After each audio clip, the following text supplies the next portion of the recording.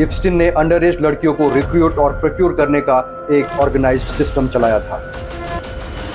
लेकिन वही जुर्म एक पावरफुल इंसान करता है तो उसे तुरंत बेल मिलकर डील मिल जाती है।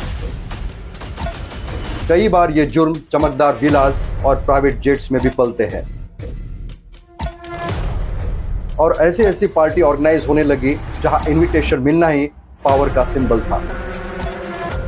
और उसके बाद टॉप बिजनेस टाइकून से लेकर सेलिब्रिटी साइंटिस्ट का भी नाम इस लिस्ट में शामिल होते गए और ऐसे जेल में रखा गया जहां उसे दिन में बाहर जाकर काम करने की परमिशन थी। पैसा सिर्फ कानून को खरीदता नहीं है बल्कि कानून के स्पीड को भी कंट्रोल करता है। जस्टिस और मी टू के कैंपेन ने और ज्यादा स्पीड पकड़ना स्टार्ट किया। तब फाइल या तो रिडैक्टेड थी या फिर इनकम्प्लीट। क्या जेफरी एप्स्टीन ने सच में सुसाइड किया या फिर उसका कत्ल किया गया? सीसीटीवी का 3 मिनट्स का फुटेज कैसे गायब था? क्या एप्स्टीन फाइल्स का सच सिर्फ एक इंडिविजुअल तक ही सीमित है या फिर इसके पीछे पूरा नेटवर्क है? आइए जानते हैं इस वीडियो में जेफरी एप्स्टीन की पूरी कहानी। दोस्तों, जब कोई एक आम इंसान जुर्म करता है तो तुरंत उसे जेल मिल जाती है, लेकिन वही जुर्म एक पावरफुल इंसान करता है तो उसे तुरंत बेल मिलकर डील मिल जाती है। कुछ लोग पावर दिखाते हैं, कुछ लोग पावर को खरीदते हैं और कुछ लोग चुपके से पावर को कंट्रोल करते हैं। हर जमाने में एक ऐसा नाम होता है, वो सिर्फ नाम ही नहीं बल्कि एक बहुत बड़ा राज होता है। दुनिया को लगता है कि सच सिर्फ कोर्ट में मिलता है, लेकिन कभी कभी सच डायरीज, सीडीज और चुप करा दी गई आवाजों में भी मिलता है। जेफरी एप्स्टीन की फाइल वही सच है जो अभी भी पूरी तरह से खुली नहीं है। जेफरी एप्स्टीन एक ऐसा नाम जो ना किंग था ना प्रेसिडेंट था, फिर भी पावर के सबसे ऊपर के सर्कल में बैठा था। हमें लगता है कि दुनिया के सबसे बड़े जुर्म अंधेरों में होते हैं, लेकिन कई बार ये जुर्म चमकदार विलास और प्राइवेट जेट्स में भी पलते हैं। एप्स्टीन कोई जन्म से अमीर नहीं था, ना ही उसके पास कोई रॉयल बैकग्राउंड था। एक मिडिल क्लास फैमिली का आया हुआ लड़का जिसने अपनी करियर की शुरुआत न्यूयॉर्क के प्रेस्टिजियस डॉल्टन स्कूल में टीचर के तौर पर शुरू किया, लेकिन 1976 में वहां से डिसमिसल के बाद उसकी लाइफ ने अलग ही टर्न ले लिया। बिना किसी क्लियर एकेडमिक और ट्रेडिशनल फिनांस बैकग्राउंड के वो धीरे धीरे बैंकिंग और फिनांस सेक्टर में घुस गया और देखते देखते बेयर स्टर्न्स जैसे टॉप इन्वेस्टमेंट बैंक में काम करने लगा।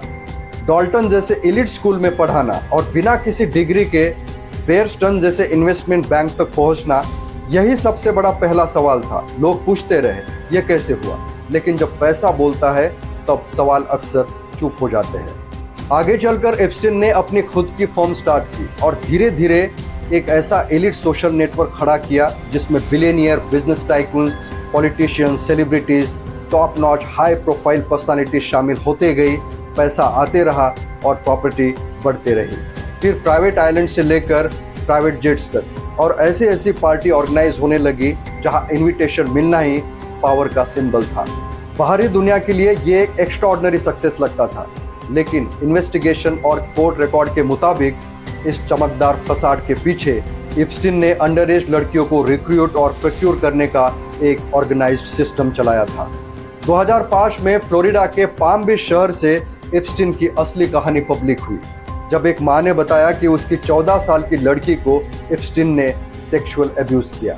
और जब इस कंप्लेंट के बाद इन्वेस्टिगेशन स्टार्ट हुई तब 1, 2, 3 नहीं बल्कि 36 लड़कियों का नाम सामने आया, जिसमें कुछ लड़कियां 14 साल से भी कम एज की थी, जिन्हें एप्स्टीन ने सालों तक एक्सप्लॉइट किया। और धीरे धीरे ये केस सिर्फ एक इंडिविजुअल तक ही सीमित नहीं रहा, बल्कि इसके पीछे का बहुत बड़ा नेटवर्क सामने आया। एप्स्टीन की गर्लफ्रेंड गिलेन मैक्सवेल भी इस केस में शामिल थी। ये वही थी जो एप्स्टीन को लड़कियां प्रोवाइड करने का काम करती थी। और जैसे जैसे इन्वेस्टिगेशन आगे बढ़ती गई वैसे वैसे इसमें बड़े से बड़े नाम शामिल होते गए। यूएसए के प्रेसिडेंट से लेकर हर पार्टी के पॉलिटिशियंस, वो चाहे लेफ्ट विंग का हो, राइट विंग का हो, रिपब्लिक हो या फिर डेमोक्रेट। और उसके बाद टॉप बिजनेस टाइकून से लेकर सेलिब्रिटी, साइंटिस्ट का भी नाम इस लिस्ट में शामिल होते गए। फिर 2008 में एप्स्टीन ने कोर्ट के सामने फाइनली अपना जुर्म कबूल किया, वो भी 2 छोटे छोटे चार्जेस के लिए, प्रोस्टिट्यूशन के लिए प्रोक्योर करना और प्रोस्टिट्यूशन सॉलिसिट करना। सोचो, इतने बड़े क्राइम करने के बाद वो सिर्फ 13 महीने जेल में रहा और ऐसे जेल में रखा गया जहां उसे दिन में बाहर जाकर काम करने की परमिशन थी। ये वो पल था जहां दुनिया को समझ आ गया कि पैसा सिर्फ कानून को खरीदता नहीं है, बल्कि कानून के स्पीड को भी कंट्रोल करता है। लेकिन कुछ समय तक बात जब पब्लिक की आ जाती है, जब पब्लिक इसमें इन्वॉल्व हो जाती है, फिर कोई नहीं बचता। और फिर मीडिया भी जाग उठी। पब्लिक की डिमांड और तेजी से बढ़ने लगी। जस्टिस और मी टू के कैंपेन ने और ज़्यादा स्पीड पकड़ना स्टार्ट किया और सवाल सिर्फ एप्स्टीन पर ही नहीं बल्कि पूरे नेटवर्क पर उठने लगा। तब जाकर 2019 में एप्स्टीन को सेक्स ट्रैफिकिंग जैसे सीरियस चार्जेस में दोबारा अरेस्ट किया गया और ये केस फिर से जिंदा हुआ। लेकिन कुछ ही हफ्तों के बाद एप्स्टीन अपनी जेल सेल में डेड पाया गया। जेल अथॉरिटी का कहना है कि ये सुसाइड था और ये न्यूज़ सुनकर पूरी दुनिया में हंगामा मच गया। न्यूयॉर्क के मेडिकल एग्जामिनर ने इस डेथ को सुसाइड बाय हैंगिंग डिक्लेयर किया, लेकिन कई फॉरेंसिक एक्सपर्ट्स और आम लोग इस बात से बिल्कुल सहमत नहीं थे। लोगों का कहना था कि एप्स्टीन के पास बहुत सारे पावरफुल लोगों का राज दबा हुआ था। ऐसे में एप्स्टीन की अचानक मौत ने और भी ज़्यादा शक पैदा कर दिया और जब सीसीटीवी फुटेज चेक किया गया तो उसमें कुछ समय का हिस्सा गायब था और वीडियो में एडिटिंग के निशान भी मिले। इसकी वजह से शक और ज़्यादा बढ़ गया और एप्स्टीन के मौत के बाद उस पर चल रहे सारे केसेस बंद कर दिए गए, क्योंकि कानून के हिसाब से किसी भी मरे हुए इंसान पर ट्रायल नहीं होता। सीसीटीवी फुटेज मिसिंग, गार्ड का ना होना, फॉरेंसिक एक्सपर्ट्स का इंजरीज पर सवाल उठाना, इससे मिस्ट्री और गहरी हो गई। क्या यह सच में सुसाइड था या फिर सिस्टम को बचाने के लिए एक मोहरा हटा दिया गया? सच आज भी अंधेरे में है। एप्स्टीन की तो मौत हो गई, लेकिन सवाल आज भी जिंदा रह गए।